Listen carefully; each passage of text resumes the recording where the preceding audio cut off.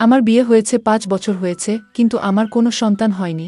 আমার শাশুড়ি সবসময় আমায় অপবাদ দিয়ে কথা বলতো, কিন্তু আমায় কোনো ডাক্তারও দেখাতো না, বলতো আমার সমস্যা। তাই একটা পর্যায়ে আমার সংসার ভেঙে যাওয়ার মতো অবস্থা হলো। শাশুড়ি বলল, আমি আমার ছেলেকে আরও একটি বিয়ে করাবো। আমি এই কথা শুনে কিছুতেই সহ্য করতে পারছিলাম না, আর তাই বাধ্য হয়ে আমি ডাক্তারের কাছে গেলাম। ডাক্তার বলল, তোমার বাচ্চা হবে, কিন্তু আমার কিছু পরামর্শ মানতে হবে। আমি বললাম, ঠিক আছে, আপনি যা বলবেন তাই হবে। ডাক্তার বলল, আমি তোমায় এমন চিকিৎসা দিব যা কাউকে বলা যাবে না। আমিও রাজি হলাম। কিন্তু ডাক্তার সাহেব, চিকিৎসার নামে একদিন রাতে আমার সাথে যা করেছিল তা কোনো মেয়ের পক্ষে মেনে নেওয়া সম্ভব ছিল না। তাহলে আসল ঘটনাটি খুলে বলি। আমার নাম ডাক্তার অজয় কুমার। আমি একজন গাইনি বিশেষজ্ঞ ডাক্তার, অর্থাৎ যে সমস্ত মহিলাদের বাচ্চা কাচ্চা হয় না বা গর্ভজনিত সমস্যা, এই চিকিৎসাগুলো আমি দিয়ে থাকি। তাই হাসপাতালে সবসময় সিরিয়ালে আমার গর্ভবতী মহিলা বা যাদের বাচ্চা ধারণ ক্ষমতা নেই, এ ধরনের মহিলাদের সিরিয়াল সবসময় লেগেই থাকে। আর তোমাদেরকে বলে রাখা ভালো, আমি দেখতে বেশ হ্যান্ডসাম। আমার উচ্চতা সরাসরি ৬ ফিট এবং দেখতে অনেকটা একটা ফর্সা। তো যাই হোক বন্ধুরা, আমার কাছে একদিন হঠাৎ করে একটি মেয়ে চিকিৎসা নিতে আসলো।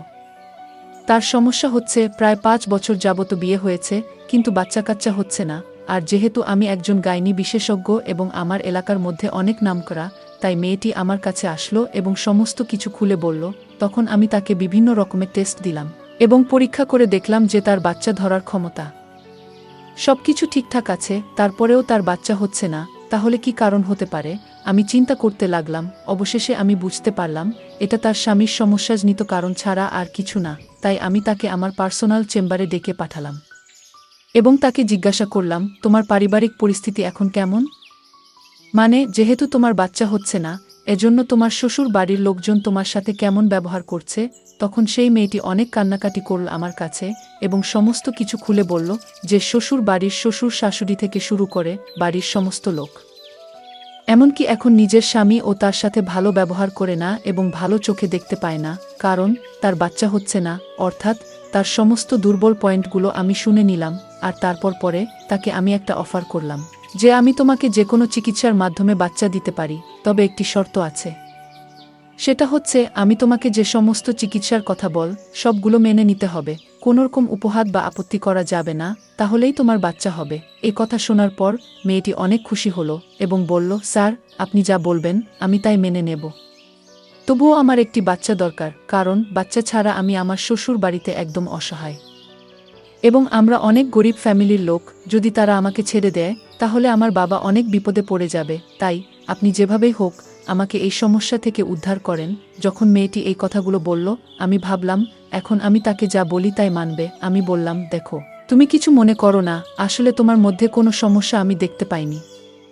মেইন সমস্যা তোমার স্বামীর মধ্যে হতে পারে, কিন্তু তুমি যদি এই কথা তোমার স্বামীকে গিয়ে বল, তোমার স্বামী কখনো বিশ্বাস করবে না এবং তোমাকে উল্টো বকাবকি করবে এবং তালাক দিয়ে দিবে, কারণ তোমার সবকিছু ঠিকঠাক আছে। এই কথা শোনার পর মেয়েটি প্রথমে একটু ধুম ধরে চিন্তা করল, তারপর বলল, আচ্ছা স্যার, ঠিক আছে, আপনি যে চিকিৎসা দিবেন সেই চিকিৎসা আমি মেনে নিব, কিন্তু আমার বাচ্চা অবশ্যই চাই। আমি বললাম, আমি তোমাকে যে চিকিৎসাটা করব সেটা কাউকে বলা যাবে না। মেয়েটি বলল, ঠিক আছে স্যার, আমি কাউকে বলবো না। আমি বললাম, আমি তোমাকে চিকিৎসা দেওয়ার পর যদি তোমার বাচ্চা না হয়, যদি বাচ্চা না হয় তাহলে আমি বুঝব। ডাক্তারের কথা শুনে আমি অনেক আস্থা পেলাম। কত ডাক্তার কবিরাজ দেখিয়েছি, তাও সন্তান হলো না, আর আপনার চিকিৎসার মাধ্যমে আমি মা হতে পারবো, এটা ভেবে আমার অনেক খুশি মনে হলো। তারপর আমার সঙ্গে বোঝাপড়া করবে। তাহলে তুমি যদি রাজি থাকো, দেরি না করে আমি তোমার চিকিৎসা শুরু করে দিতে পারি। তখন মেয়েটি বলল যে, স্যার, আপনি এখনই করতে পারেন চিকিৎসা।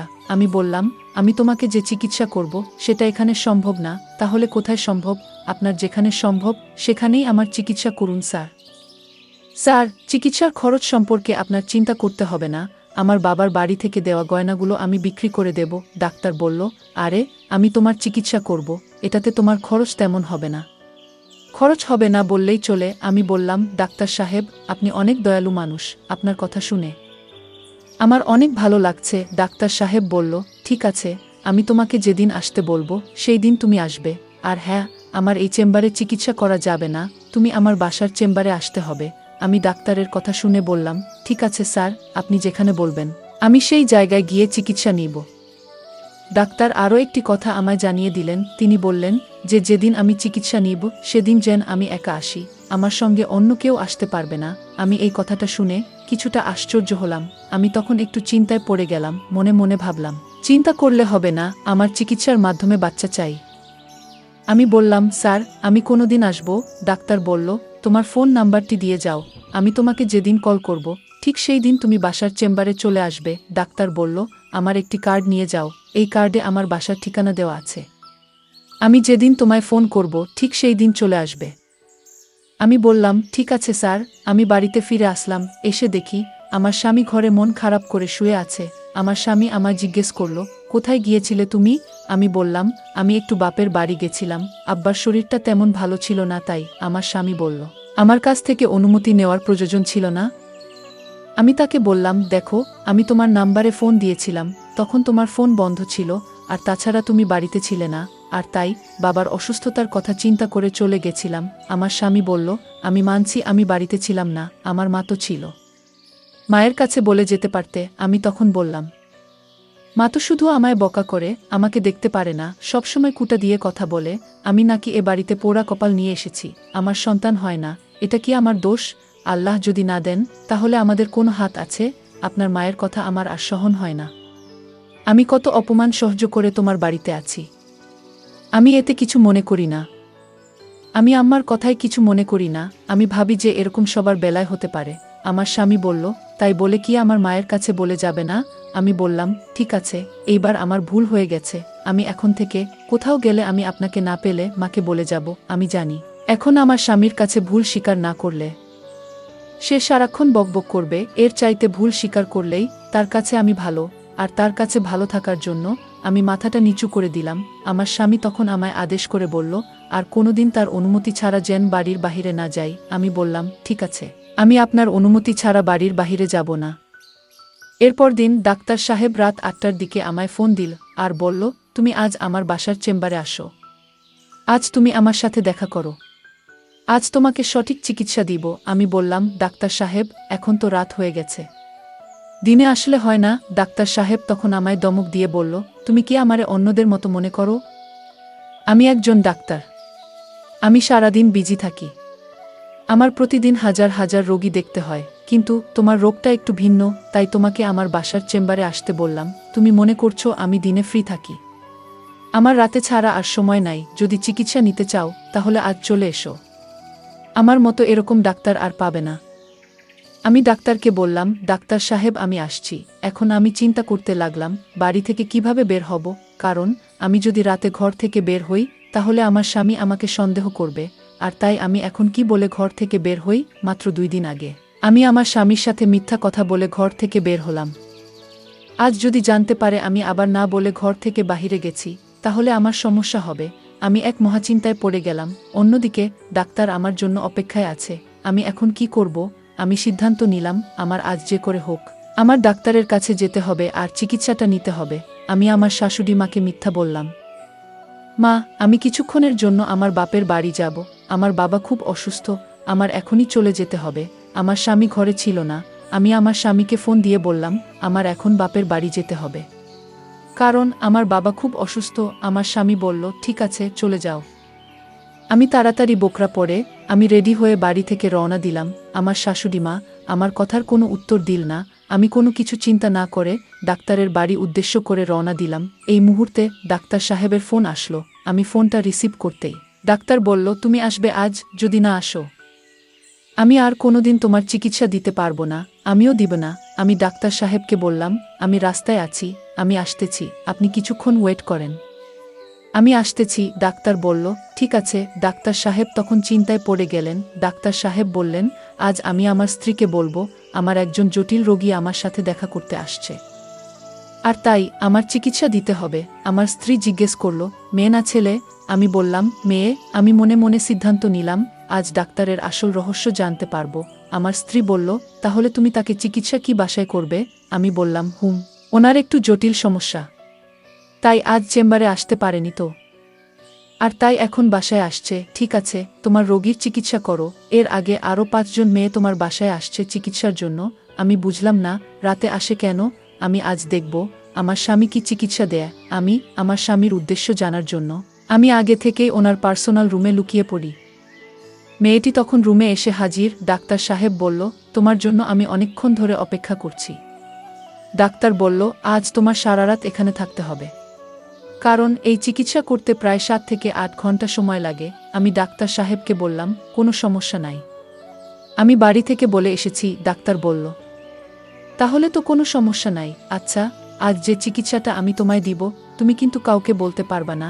ঠিক আছে ডাক্তার সাহেব, আমি কাউকে বলবো না, আপনি আমার চিকিৎসা শুরু করতে পারেন। ডাক্তার বলল, ঠিক আছে, তুমি বেডে শুয়ে পড়ো, কোনো নড়াচড়া করবে না। আমি বললাম, ঠিক আছে ডাক্তার, আমি বেডে শুয়ে পড়ছি। তখন আমি লক্ষ্য করলাম ডাক্তার সাহেব লাইট বন্ধ করে দিল। আমি বললাম, ডাক্তার সাহেব, লাইট বন্ধ করলেন কেন? ডাক্তার সাহেব বলল, আমি তোমায় এখন যে চিকিৎসা দিব সেটা অন্ধকারে দিতে হয়। আমি বললাম, না ডাক্তার সাহেব, আমার খুব ভয় করছে, আমার সাথে কেউ আসেনি, আমি একা আপনার রুমে, আমার খুব ভয় করছে। ডাক্তার বলল, ভয়ের কিছু নাই, চিকিৎসা নিতে হলে ভয় করলে চলবে না। ডাক্তার সাহেব যখন আমার বেডে আসলো, ঠিক তখনই লাইটটা জ্বলে উঠল। ডাক্তার সাহেব চমকে উঠল, লাইট কিভাবে জ্বলে উঠল? বাড়িতে কি ভূত এসেছে নাকি? আমার প্ল্যানটাই নষ্ট করে দিল। তখন আমার স্ত্রী বলল, হ্যাঁ, বাড়িতে ভূত এসেছে, এই যে দেখতে পাচ্ছ, আমিই তো ভূত। আমি বললাম, আশ্চর্য, তুমি না আমার রুমে ঘুমিয়েছিলে, তুমি এখানে কি করে আসলে? আমি বললাম, তোমার আসল চিকিৎসাটা দেখার জন্য আমি আগে থেকেই ঘরে লুকিয়েছিলাম, এই বুঝি তোমার চিকিৎসা? আমার স্ত্রীকে বললাম, তুমি যা ভাবছ আমি ঠিক তেমনটা নই, মেয়েদেরকে মিথ্যা কথা বলে তুমি এইভাবে চিকিৎসার নামে এসব করো। আমি ডাক্তার সাহেবের স্ত্রীর কথা শুনে চমকে উঠি। হায় আল্লাহ, আমি আজ বেঁচে গেলাম। আমি ডাক্তার সাহেবের উদ্দেশ্য বুঝতে পারিনি। তার বাহিরের চেহারাটা অনেক সুন্দর, কিন্তু ভিতরের দৃশ্যটা যে এত নোংরা আমি জানতাম না। আজ হয়তো আমি ডাক্তার সাহেবের স্ত্রীর জন্য বেঁচে গেলাম। ডাক্তার সাহেবের স্ত্রী আমাকে বলল, এই মেয়ে, তোমার বাড়ি কই? আর তোমার মা, বাবা, স্বামী কেহ নাই? তোমার মাথায় কি সমস্যা আছে নাকি? এই এত রাতে কেউ একা একা চিকিৎসা নিতে বের হয়? আমি তখন কেঁদে বললাম, দেখুন, আমার স্বামী আমারে কোনোদিন ডাক্তার দেখায় না, সে নিজেও ডাক্তার দেখায় না। ডাক্তার সাহেবের স্ত্রী বলল, আচ্ছা, আমার স্বামী তোমার রিপোর্ট দেখেছে? আমি বললাম, হে, আমার কোনো সমস্যা নেই, রিপোর্ট ভালো, তোমার সমস্যা নাই। তাহলে তুমি চিকিৎসা নিতে আসলে কেন? চিকিৎসা নিবে তোমার স্বামী, আমি তোমার স্বামীর জন্য কিছু ওষুধ দিয়ে দিচ্ছি, এগুলো নিয়ম করে খাওয়ালে ইনশাল্লাহ ঠিক হয়ে যাবে। বন্ধুরা, আজকের গল্পটি এখানেই শেষ করলাম। ভালো লাগলে চ্যানেলটি সাবস্ক্রাইব করে পাশে থাকবেন। ধন্যবাদ।